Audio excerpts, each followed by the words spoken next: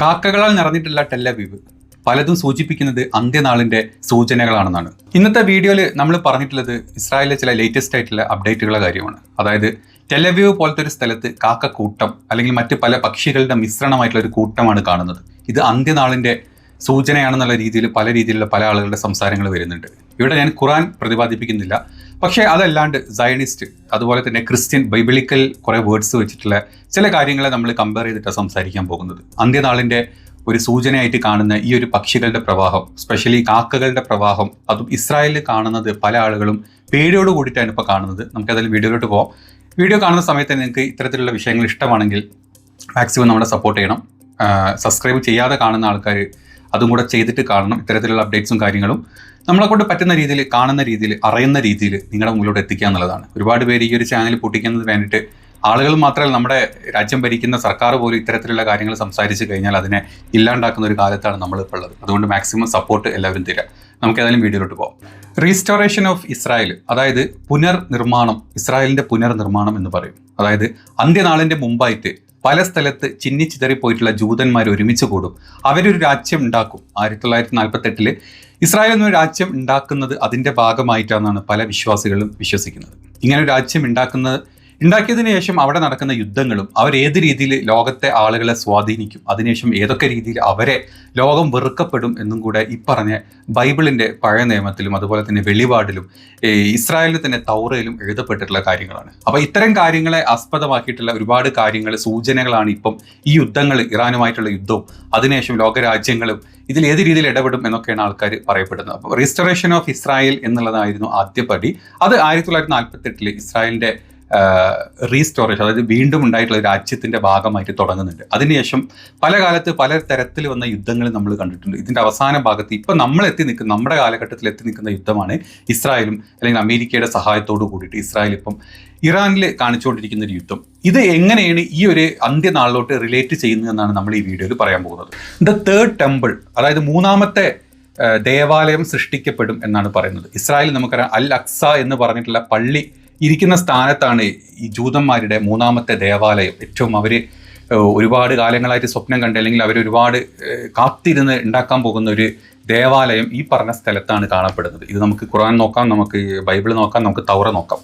അപ്പോൾ ഇത്തരത്തിലുള്ള ഒരു ദേവാലയം സൃഷ്ടിക്കപ്പെടുന്നതോട് കൂടിയിട്ടാണ് ഈ ഒരു ലോകാവസാനത്തിൻ്റെ തുടക്കം എന്നാണ് പറയപ്പെടുന്നത്. അപ്പം ഈ ഒരു ദേവാലയത്തിൻ്റെ യഥാർത്ഥ മുഖമാണ് നമ്മൾ പറയാൻ പോകുന്നത്. നിലവിലുള്ള മുസ്ലിം പള്ളിയായിട്ടുള്ള അൽ അക്സയുടെ സ്ഥാനത്ത് മറ്റൊരു ജൂത ദേവാലയം കെട്ടിപ്പടുക്കുക എന്നുള്ളതാണ്. ഈ ഒരു ജൂത ദേവാലയം കെട്ടിപ്പടുക്കുന്നതോടുകൂടി ഈ ഒരു ലോകത്തിന്റെ അവസാന ഭാഗങ്ങളിലോട്ടാണ് ഈ മൊത്തം കാര്യങ്ങളെ നമ്മൾ എത്തിക്കുന്നത്. ഈ ഒരു സ്ഥലത്തിന്റെ തർക്കം ഇപ്പോഴും പ്രവചനത്തിന് അതീതമായിട്ട് നമുക്കൊന്നും പറയാൻ പറ്റാത്ത രീതിയിലാണ് നമ്മളിപ്പം കണ്ടുകൊണ്ടിരിക്കുന്നത്.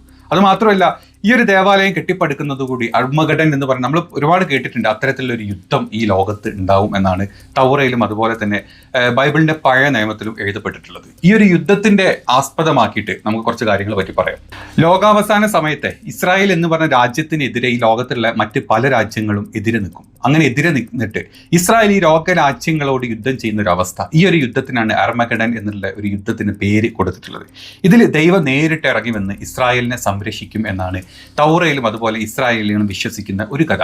ഈ ഒരു കഥയുടെ ഭാഗമായിട്ട് തന്നെ നിലവിലെ ഇറാൻ ഇസ്രായേൽ യുദ്ധം, സംഘർഷങ്ങൾ, ഗോത്ത് മഗോത്ത് എന്നും പറഞ്ഞിട്ടുള്ള യുദ്ധത്തിന്റെ പ്രാരംഭമായിട്ടുള്ള ചില വ്യാഖ്യാനങ്ങളായിട്ട് വിശേഷിക്കപ്പെടുന്നുണ്ട് ഇപ്പം ഇസ്രായേലിലും അല്ലെങ്കിൽ ഈ സയനിസ്റ്റ് ചിന്താഗതിയിലുള്ള ആൾക്കാരുടെ മനസ്സിലോട്ടും. അതായത് ദൈവം വന്ന് ഞങ്ങളെ രക്ഷിക്കുന്നതിന് മുമ്പായിട്ടുള്ള യുദ്ധമായിട്ടാണ് ഇറാൻ ഇസ്രായേൽ യുദ്ധത്തിനെ തൗറ ഫോളോ ചെയ്യുന്ന ജൂതന്മാർ ഇപ്പം വിശ്വസിച്ച് വരുന്നത്. ക്യാപ്ചർ ആൻഡ് ട്രിബ്യൂലേഷൻ എന്ന് പറഞ്ഞിട്ടുള്ള ഒരു കാര്യം, അതായത് മരിച്ച ആളുകൾ അങ്ങ് ആകാശത്തോട്ട് എടുക്കപ്പെടും. ഈ ആകാശത്തോട്ട് എടുക്കപ്പെടുന്നതോട് കൂടിയിട്ട് ഏകദേശം 7 വർഷക്കാലം ലോകത്ത് ദുരിതങ്ങൾ ഉണ്ടാവും. ആളുകൾ പട്ടിണി കിടന്നിട്ടും മറ്റ് പല അസുഖങ്ങൾ വന്നിട്ടും ലോകത്ത് ഇല്ലാണ്ടാവും. അങ്ങനെ ഇസ്രായേലാണ് ഇതിൻ്റെ കേന്ദ്ര ബിന്ദു എന്ന് ലോകരാജ്യങ്ങൾ വിശ്വസിക്കും. ഇത്തരത്തിലാണ് ഇസ്രായേലികളുടെ ഒരു വിശ്വാസം മുന്നോട്ട് പോകുന്നത്.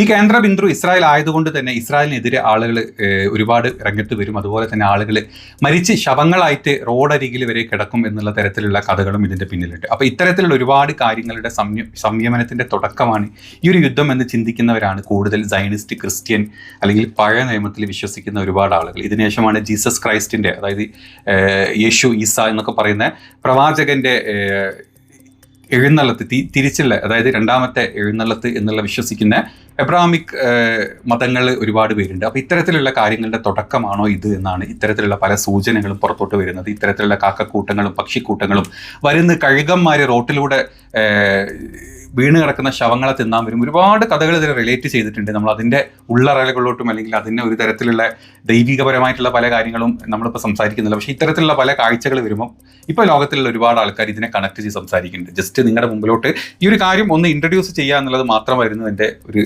താല്പര്യം. ഞാൻ ജസ്റ്റ് കാണിച്ചു എന്ന് മാത്രം. ഇനി നമുക്ക് അത് കഴിഞ്ഞു. നമുക്ക് ഏതായാലും മറ്റ് ഒരു പ്രധാനപ്പെട്ട വാർത്തകളായിട്ട് ഇപ്പം യുദ്ധത്തിൻ്റെ ഭാഗമായിട്ട് പറയാനുള്ളത് നിങ്ങൾ കണ്ടിട്ടുണ്ടാവും.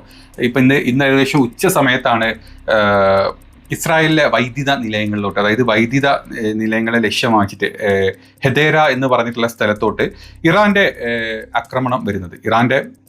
ഇറാനുമായിട്ടുള്ള സന്ധി സംഭാഷണത്തിന് ഇതാ US-ഉം ഇസ്രായേലും നിൽക്കുന്നു എന്ന സമയത്തും ഇറാനിലോട്ട് ഇനിയൊരു ആക്രമണം, പ്രത്യേകിച്ച് അതായത് ഊർജ്ജം ഉണ്ടാക്കുന്ന സ്ഥലങ്ങളിലോട്ട് ഇനി ഒരു ആയുധ ഒരു പ്രഖ്യാപനം അമേരിക്കയുടെ സൈഡിൽ നിന്ന് ഉണ്ടാവില്ല എന്നുള്ള സമയത്താണ് ഇന്നലെ ഇത് പറഞ്ഞതിന് ശേഷം ഇറാന്റെ ഊർജ്ജ സ്രോതസ്സുകളിലിട്ട് ഇനി ഞങ്ങൾ ആക്രമിക്കില്ല, ഇതൊരു യുദ്ധത്തിന്റെ അവസാനമാകും എന്ന് ട്രംപ് പറഞ്ഞ സമയത്ത് തന്നെ ഇന്നലെ രാത്രി ഇസ്രായേലിന്റെ സൈഡിൽ നിന്ന് ഇറാന്റെ പല ഊർജ്ജ കേന്ദ്രങ്ങളിലോട്ടും ആണവ കേന്ദ്രങ്ങളിലോട്ടും ഒക്കെ അറ്റാക്ക് ഉണ്ടായിട്ടുണ്ട്.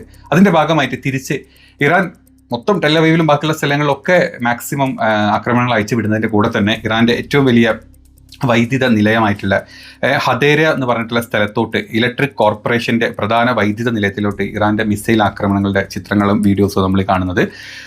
പല മിസൈലുകളും ഇസ്രായേൽ പ്രതിരോധ സംവിധാനത്തെ തടഞ്ഞുവെങ്കിലും ഒരു മിസൈൽ ഒന്നിലധികം മിസൈൽ വൈദ്യുത നിലയത്തിലോട്ട് ഇടിച്ചു കയറി എന്നും ഈ സ്ഥലത്ത് വലിയ രീതിയിലുള്ള നാശനഷ്ടങ്ങൾ ഉണ്ടായിട്ടുണ്ട്. ആളപായങ്ങളെ പറ്റിയൊന്നും റിപ്പോർട്ടുകൾ പുറത്തോട്ട് വന്നിട്ടില്ല. ഓപ്പറേഷൻ ട്രൂ പ്രോമിസിന്റെ 4ാമത്തെ ഭാഗമായിട്ട് അമേരിക്കയുടെ ഇസ്രായേലിന്റെ മുൻകാല നടപടികളെ കുറിച്ചുള്ള മറുപടികളാണ് എന്നാണ് ഇറാന്റെ കാര്യത്തിലുള്ള വിശദീകരണമായിട്ട് പറഞ്ഞത്.